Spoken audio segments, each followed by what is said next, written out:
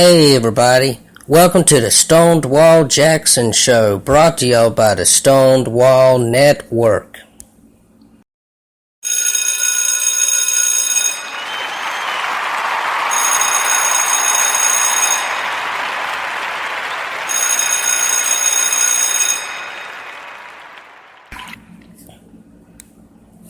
Extra, extra! Energy game changer. Dominion Energy to invest more than $1 billion in Virginia storage station, Bluefield, in what could be a game changer for Southwest Virginia. Dominion Energy is planning to invest more than $1 billion in the construction of a pumped hydroelectric storage station for the Coalfield region.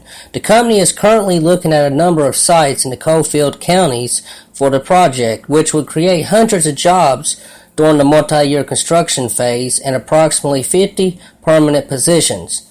The hydroelectric storage power station would cost more than $1.8 billion to build and would provide millions of dollars in new tax revenue for the locality that is ultimately selected for the development. We are evaluating various sites right now, Greg Edwards, an external affairs representative for Dominion Energy, told members of the Daily Telegraph's editorial board last week they have looked at various sites using maps and satellite imagery. We are going to narrow that down to a few sites. Well, that's some great news, people. I mean, it's good to know that it's more business coming to the United States. I mean, it's a start. So, I mean, that's very great news to hear that jobs are coming to Virginia. We need more jobs in West Virginia too, but the jobs are starting to come back though, so that's great news. Local woman charged with stabbing husband. A McDowell County woman was arrested and charged in the stabbing of her husband Saturday evening. Donna McGraw of the English area of the county has been charged with malicious wounding, domestic assault, and domestic battery, said State Trooper M.D. Brooks. Brooks said the victim was transported to the Welch Community Hospital where he is recovering.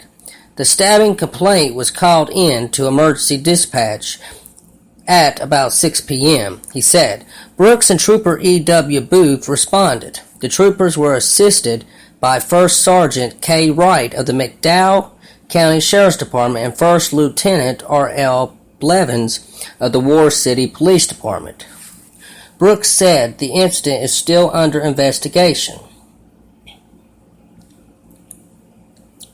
I mean, boys, this world's done went crazy, people. I mean, I don't know about people these days. I mean, where's the love in this world? Gotta love everybody, Love is the answer, people. But back to the news. Ham radio enthusiast honed skills in national competition.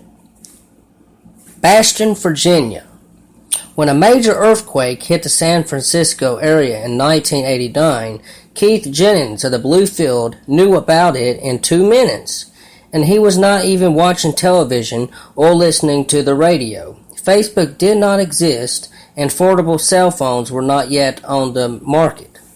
He heard details quickly because he is an amateur radio operator and he has the ability to almost instantly communicate with other operators from literally around the world. Jennings and other members of the East River Amateur Radio Club of Bluefield gathered this weekend at the Boy Scouts of America's Camp Rowland in Blaine County, Virginia to participate in national exercise and competition to hone their see here, it says on here, y'all can read the full story online and everything. I hope y'all enjoying this and everything. I've been trying to, make more shows and everything.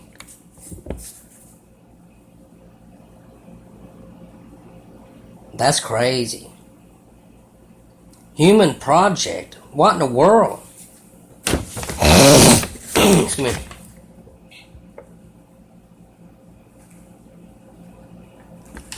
That's crazy, people. It says study will ask 10,000 to share life's data. Oh boy, they already know too much of our information. It's pretty bad. We can't have no privacy. We don't even have no freedom. It's a shame. We should. Alright, see.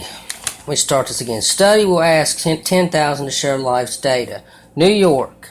Wanted 10,000 New Yorkers interested in advancing science by sharing a trove of personal information from cell phone locations and credit card swipes to blood samples and life-changing events for 20 years. Researchers are gearing up to start recruiting participants from across the city next year for a study so sweeping it's called the Human Project. It aims to channel different data streams into a river of insights on health, aging, education, and many other aspects of human life. That's what we're all about, putting the holistic picture together, says Project Director Dr. Paul Glimcher, a New York University neuroscience, economics, and psychology professor.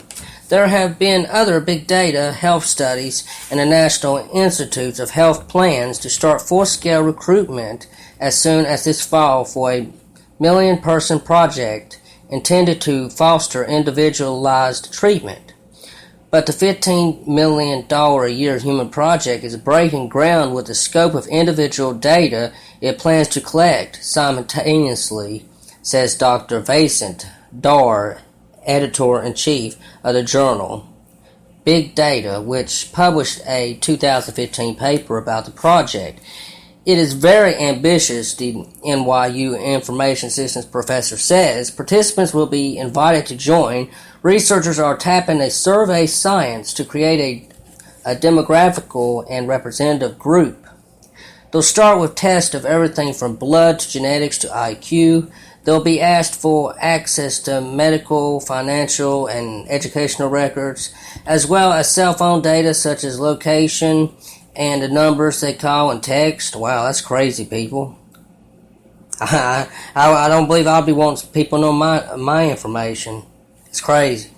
It says they'll also be given wearable activity trackers, special scales, and surveys via smartphone, follow-up blood and urine test, and at a home fecal sample will be requested every 3 years. What in the world? This is crazy. Why does this world came to? I don't know. Participants get $500 per family for enrolling, plus a say in directing some charitable money to community projects. Researchers hope the results will illuminate the interplay between health behavior and circumstances, potentially shedding new light on conditions ranging from asthma to Alzheimer's disease. Their excitement comes with the responsibility of safeguarding the digital savings of a lifetime. Protections include multiple rounds of encryption and firewalls. Outside researchers won't be able to see any raw data, just anonymized subsets limited to the information they need. They'll take nothing with them but their analysis by hand, since the analyzing computers aren't connected to the internet. Glimcher said. Lee Ting, a senior staff attorney of the digital rights group Electronic Frontier Foundations, credits the Human Project researchers were taking security seriously, but he wonders whether authorities might seek to get at the information for investigations, though Glimcher maintains that the researchers could protect it from anything but major terrorism probes. Glimcher knows the Human Project aspires boldly. In fact, its frequently asked questions list include, "Is this possible? Are you crazy?" He points to one of the medicine's most storied research efforts, the Framingham Heart Study, launched in 1948. Some 15,000 residents of Framingham, Massachusetts, had been examined over the years. The initiative has fueled more than 1,200 studies and revealed that blood pressure, cholesterol, and smoking were linked to heart disease risk. If we could be seen as having contributed to American health care and well-being and education in the United States in a way that Framingham did, but magnified 100-fold by the tools of today's data, what a fantastic accomplishment that would be, says Glimcher.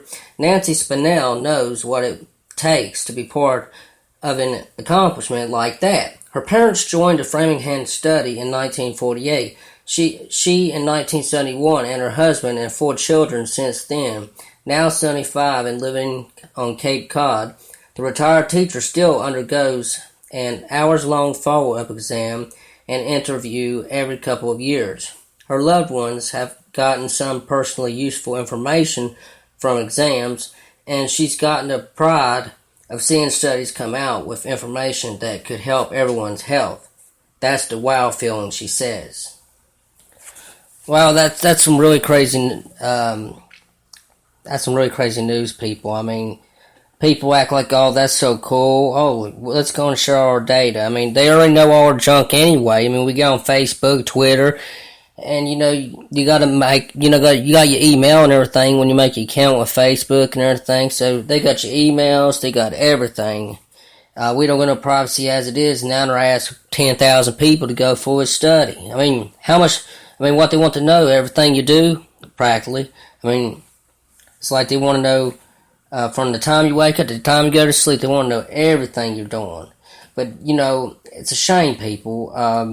You should be able to do what you want in your own home. I mean, that should be private, It should be your private place, And speaking of stuff, I mean, technology can be good at some things. But, really technology has really ruined us. I mean, we don't have no privacy no more. You get viruses and everything, like, medical records. I mean, a lot of people might not like paper records and everything, but I think it's better because you can't give a paper a virus. We need to go back to old paper files, The only way you could destroy a paper file, if it caught on fire or something, but that's why you need to put it in fireproof,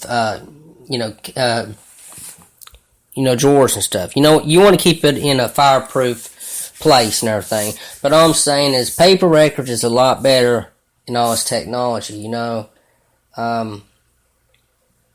It's just crazy.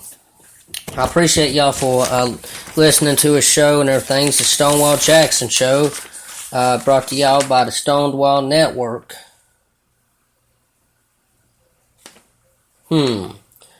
WISE seeks volunteers, donations to help women succeed. Sorry about that. Let me start this again. WISE seeks volunteers, donations to help women succeed. Bluefield, West Virginia Community Services for Women, WISE, is reaching out to the community for volunteers and clothing donations through the program Clothing Items and Given to Women who are seeking to climb to financial independence. WISE helps women in preparing for interviews, dressing for success, networking, tips, and resume writing. Services also can include haircuts and cosmetics. Women who participate in the program receive a full wardrobe to help them achieve success in the workplace. WISE volunteers act in liaison with women who participate in the program and partners of WISE to offer these services.